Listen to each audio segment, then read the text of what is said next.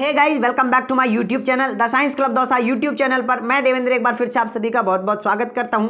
आज की इस वीडियो के अंदर हम बात करेंगे कि थर्ड राउंड काउंसलिंग के बाद अब मॉप अप राउंड होगा या नहीं होगा, फोर्थ राउंड होगा या नहीं होगा, इसके ऊपर मैं आप लोगों से बात करने वाला हूं। तो देखो, सबसे बड़ी बात यह है कि थर्ड राउंड काउंसलिंग के बाद अगर कॉलेजेस के अंदर सीटें खाली रह जाती है और ज़्यादा सीटें खाली रहती है तो फिर आप लोगों का फोर्थ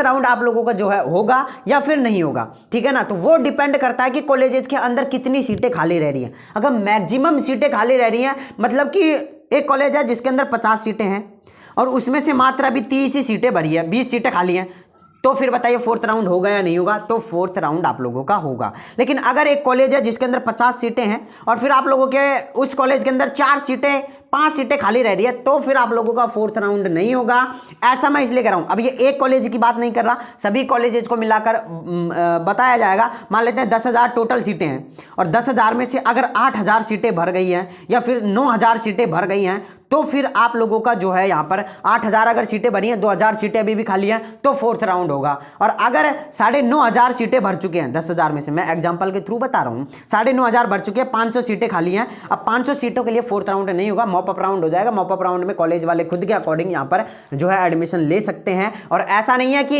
एडमिशन उन स्टूडेंट्स का ले लिया जाएगा जिन्होंने एग्जाम ही नहीं दिया, उनका एडमिशन नहीं होगा। जिन्होंने एग्जाम दिया है और उनके कम नंबर आए हैं तो उनका एडमिशन हो सकता है। ऐसा नहीं है जिन्होंने एग्जाम नहीं दिया और उनका एडमिशन हो जाए, ऐसा बिल्कुल भी नहीं होगा, क्योंकि वहां पर बकायदा सारे लगेंगे कि आप लोगों ने एग्जाम दिया, उसका एडमिट कार्ड, आप लोगों का जो भी एग्जाम दिया उसका रिजल्ट, आप लोगों ने जो भी कॉलेजेस भरी थी पिछले first round, second round, third round, उनकी कॉलेजेस की लिस्ट दो हमें, तब जाके आपका एडमिशन होगा। अगर आपके पास में ये सब चीजें नहीं है तो फिर आप लोगों का एडमिशन नहीं होगा, क्योंकि वो ऐसे समझेंगे कि आप लोगों ने एग्जाम नहीं दिया और आप बिना एग्जाम के ही एडमिशन लेंगे। तो वो सारा सिस्टम अभी खत्म कर दिया गया है, डोनेशन वाला सारा सिस्टम खत्म कर दिया गया।